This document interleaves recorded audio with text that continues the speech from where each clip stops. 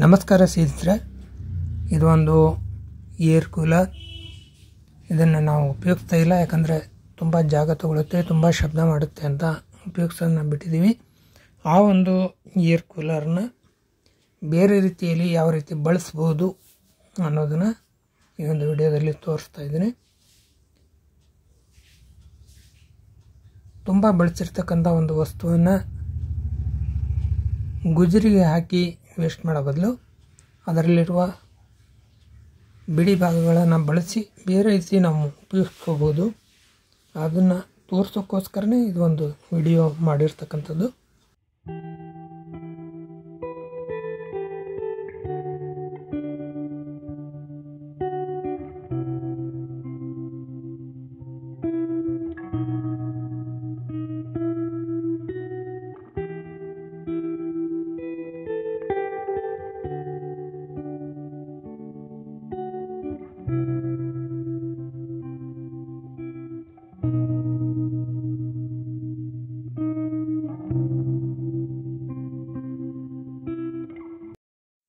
ನೋಡಿ, ಇದು ಒಂದು ಟರ್ಬೈನನ್ನು ಬಿಚ್ಚಿ ಹೊರಗಡೆ ತೆಗೆದಿದ್ದೀನಿ. ಈಗ ಇದಕ್ಕೆ ಕನೆಕ್ಟ್ ಆಗಿರ್ತಕ್ಕಂಥ ರೆಗ್ಯುಲೇಟರ್ ಮತ್ತು ಸ್ವಿಚ್ಚನ್ನು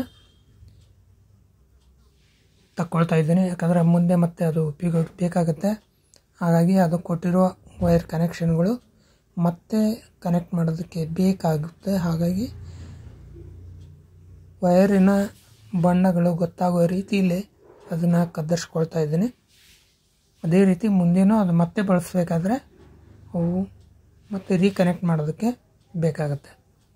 ನೋಡಿ, ಆ ರೀತಿ ಎಲ್ಲ ವೈರ್ಗಳನ್ನು ಕಟ್ ಮಾಡಿ ಇದರೊಳ್ಳಿರೋ ಅಸೆಂಬ್ಲಿನ ಹೊರಗೆ ತೆಗೆದೆ. ಈಗ ಅದರ ಮೇಲ್ಗಡೆ ಬಾಕ್ಸಿನ ಅವಶ್ಯಕತೆ ಇಲ್ಲ. ಈ ಒಂದು ಬ್ಲೋಯರ್ ಅಂತಲೂ ಕರಿಬೋದು. ಇದು ಗಾಳಿ ಎಳೆದು ಒಂದು ಭಾಗದ ಗಾಳಿಯನ್ನು ಎಳೆದು ಇನ್ನೊಂದು ಭಾಗಕ್ಕೆ ಬಿಟ್ಕೊಡುತ್ತೆ ಅಂಥ ಒಂದು ಅಸೆಂಬ್ಲಿನ ಈಗ ನಾನು ನಮ್ಮ ಮನೆಯ ಕಿಟಕಿಗೆ ಜೋಡಿಸ್ತಾ ಇದ್ದೀನಿ. ಈಗ ಮನೆಯ ಒಳಗಡೆ ಇದ್ದರೆ ಅದು ಶಬ್ದ ಮಾಡೋದ್ರಿಂದ ಕಿಟಕಿಗೆ ಅದನ್ನು ಜೋಡಿಸಿದರೆ ಒಂದು ಮನೆಯ ಒಳಗಡೆ ಗಾಳಿಯನ್ನು ಹೊರಗೆ ಹಾಕ್ಬೋದು, ಅಥವಾ ಹೊರಗಡೆ ಗಾಳಿಯನ್ನು ಮನೆಯ ಒಳಗೆ ಬರೋ ಥರನೂ ಮಾಡ್ಕೋಬೋದು. ಅದನ್ನು ಕೂರಿಸೋಕ್ಕೋಸ್ಕರ ಒಂದು ಪ್ಲೈವುಡ್ ಹಲ್ಗೆಯನ್ನು ತೊಗೊಂಡು ಹಲಿಗೆಯಲ್ಲಿ ನೇರವಾಗಿ ಕೂತ್ಕೊಳ್ಳೋ ಥರ ಮಾಡ್ಕೊಳ್ತಾ ಇದ್ದೀನಿ. ಈಗ ನೋಡಿ, ಆ ಮೋಟರ್ ಸ್ವಲ್ಪ ಒಂದು ಕಡೆ ಟಚ್ ಆಗುತ್ತೆ. ಆ ಭಾಗದ ತುಂಡನ್ನು ತೆಗೆದು ಹಾಕಿ ಆ ಹಲಿಗೆ ಫ್ಲ್ಯಾಟಾಗಿ ಕೂತ್ಕೊಳ್ಳೋ ಥರ ಅದನ್ನು ಮಾಡ್ಕೊಂಡಿದ್ದೀನಿ.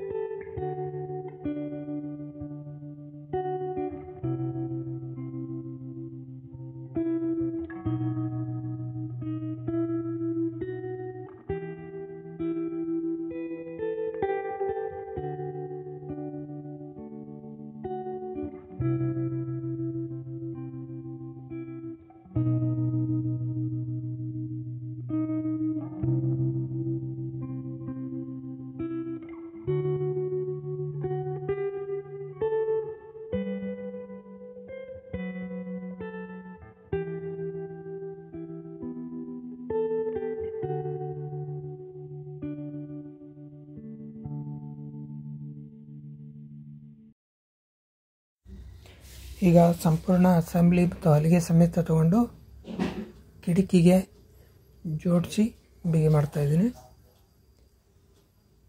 ನೋಡಿ, ಈ ರೀತಿ ಇಟ್ಟು ಸ್ಕ್ರೂ ಹಾಕಿ ಬಿಗಿ ಮಾಡಿದರೆ ಮನೆಯಲ್ಲಿ ಯಾವುದೇ ಜಾಗ ತಗೊಳ್ಳೋದಿಲ್ಲ. ಬೇಸಿಗೆಯಲ್ಲಿ ಹೊರಗಿನ ಗಾಳಿ ಬೇಕಾದರೆ ಇದನ್ನ ಓಪನ್ ಮಾಡಿ ಆನ್ ಮಾಡಿದರೆ ಸಾಕು, ಹೊರಗಡೆಯ ಗಾಳಿ ಒಳಗಡೆ ಬರುತ್ತೆ. ಏಕೆಂದರೆ ಈಗ ಫ್ಯಾನ್ ಹಚ್ಚಿದರೆ ಒಳಗಡೆ ಗಾಳಿನೇ ಅಲ್ಲೇ ಸುತ್ತಾ ಇರುತ್ತೆ. ಈ ರೀತಿ ಹಾಕಿದರೆ ಹೊರಗಡೆಯ ಗಾಳಿ ಒಳಗೆ ಬರುತ್ತೆ. ಅಕಸ್ಮಾತ್ ಧೂಳು ಬರುತ್ತೆ ಅನ್ನೋದಾದರೆ ಈ ಒಂದು ಹೋಲ್ ಏನಿದೆ ಅದಕ್ಕೆ ಒಂದು ಸ್ಪಂಜ್ ಫಿಟ್ ಮಾಡಿದರೆ ಏರ್ ಫಿಲ್ಟರ್ ಥರ ಧೂಳು ಬರೋದಿಲ್ಲ, ಬರೀ ಗಾಳಿ ಬರುತ್ತೆ. ಧೂಳು ಹೋಗಿ ಸ್ಪಂಜಲ್ಲಿ ಕೂತ್ಕೊಳ್ಳುತ್ತೆ. ಈಗ ನೋಡಿ, ಕನೆಕ್ಟ್ ಮಾಡಿ ಆನ್ ಮಾಡಿದ್ದೀನಿ.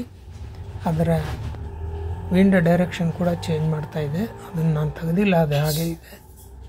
ವಿಂಡ್ ಡೈರೆಕ್ಷನ್ ಚೇಂಜ್ ಮಾಡಿ ತೋರ್ತಾ ಇದೆ.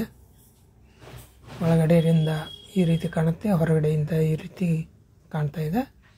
ಇದಕ್ಕೊಂದು ಸ್ಪಂಜ್ ಹಾಕಿಬಿಟ್ರೆ ಏರ್ ಫಿಲ್ಟ್ರ್ ಥರ ಗಾಳಿ ಫಿಲ್ಟ್ರಾಗಿ ಒಳಗಡೆ ಹೋಗುತ್ತೆ. ಈ ನನ್ನ ವಿಡಿಯೋ ತಮಗೆ ಇಷ್ಟ ಆಯಿತು ಅಂದ್ಕೊಳ್ತೀನಿ. ಈ ನನ್ನ ವಿಡಿಯೋ ತಮಗೆ ಇಷ್ಟ ಆಗಿದ್ದರೆ ದಯವಿಟ್ಟು ಲೈಕ್ ಮತ್ತು ಸಬ್ಸ್ಕ್ರೈಬ್ ಮಾಡೋದನ್ನು ಮರಿಬೇಡಿ. ಮತ್ತೆ ಮುಂದಿನ ವಿಡಿಯೋದಲ್ಲಿ ಮತ್ತೆ ಸಿಗೋಣ. ಧನ್ಯವಾದ.